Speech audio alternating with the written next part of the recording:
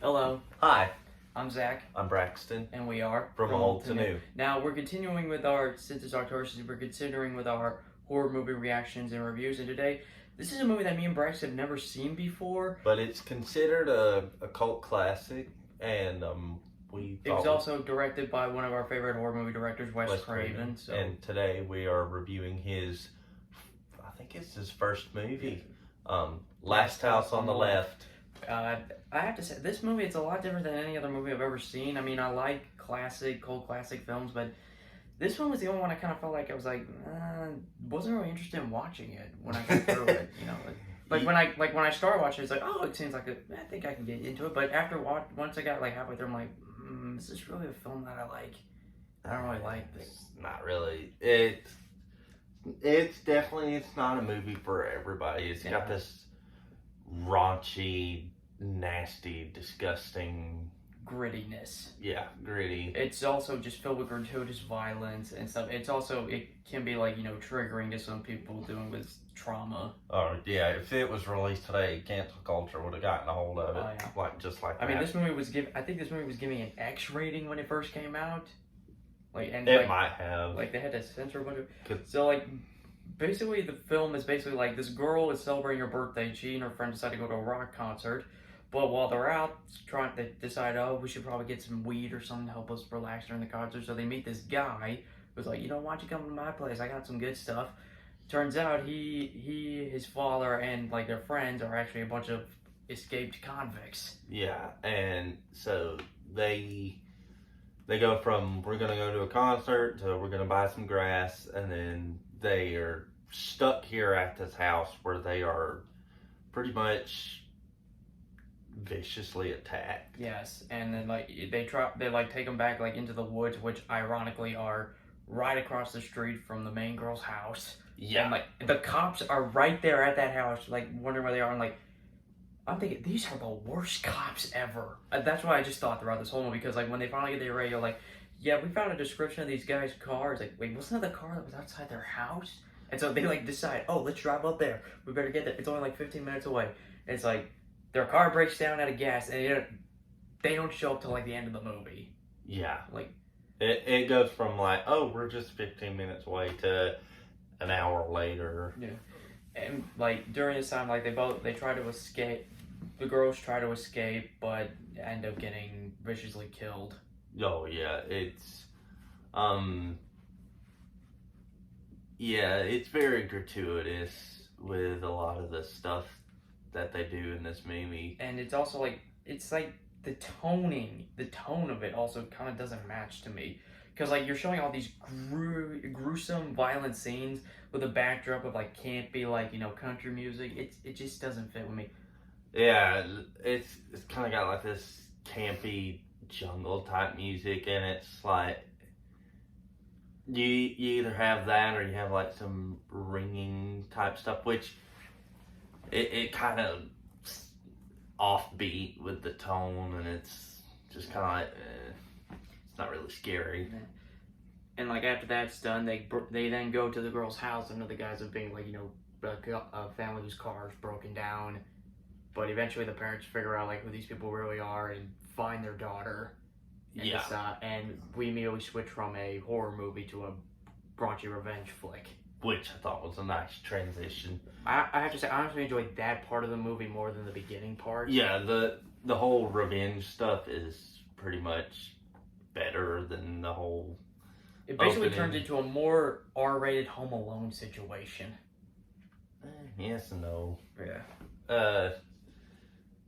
So, pretty much, the parents figure out who these people are, and they figure out what they've done and stuff. So, they go and... kill each of the people. Pretty much, and they honestly... I think it's a good way of showing how, normal, civilized people, if put in the right situation, or in this case kind of the wrong situation, it can show how brutal they can get when it comes to a mother or father with their kid, and they find out these people have killed their kids, so they're okay, I'm gonna get my revenge on It's you. kind of like what the Joker said. It only takes one bad day to turn an ordinary person into a raging psychopath. Pretty much. So now these parents are fighting these lunatics and trying to kill them before they get killed. Yeah. And they do eventually kill each one of them. And the cops finally show up, like, Freaking it's like the whole movie you later, just they got show here. up. We're. I was shocked to find out. I actually recognized one of the actors in this movie. Like during the movie, I had to pause. Like, wait a minute, I know that guy. Yeah, one of the cops in the movie is the Cobra Kai dojo master, John Kreese, Yeah. in Karate Kid. I'm like, oh my god. who is also featured in Rambo First Blood Part 2, and I'm sure a whole bunch of other stuff. But overall, I feel like I didn't really. Well, I did enjoy the second half of the film. I think That first half is kind of hard to get through. Yeah, it's kind of like people say they have a hard time watching through like movies like this, like gratuitous violence films, and I kind of get that after watching this film. It's like it feels like there was no plot in the first half of this. It's, I mean, there kind of is, but it's very much of a raunchy, gritty, nasty kind of feel to it. Yeah. And I mean, this was Wes Craven's feature film debut, I believe, and it was like his first hit.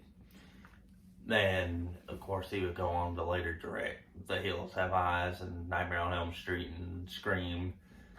But this was pretty much what kind of started his career, and This is basically his equivalent to Sam Raimi's Evil Dead. yeah, but this came out first. Yeah. And it's also got Sean S. Cunningham producing it, who did the first Friday the 13th. And yeah, you can tell that they've got the horror element down, like they know what they're doing, but they don't quite have like the money or whatever for it. It seemed very low budget. It really was very low budget. Everything from like there was like some kind of shaky camera work all the way down to like just the grittiness of the film style. Like Yeah. you could. Yeah, it was very, very gritty.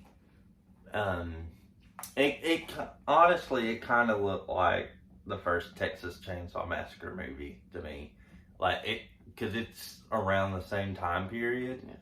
Yeah. It looked very much like that. It kind of felt like it a little bit too. I think Texas Chainsaw Massacre is a better movie, Obviously. So in the end, I was just like watching this film like, what did I just watch? Like, what is this? probably wouldn't really have much of a desire to rewatch it. Yeah, I really don't think I'm ever gonna rewatch this movie. So if I had to give it a rating, I think I'd give it like a 3, maybe. Yeah. I feel like, I mean, some parts of it were good. 3 or 4. Yeah.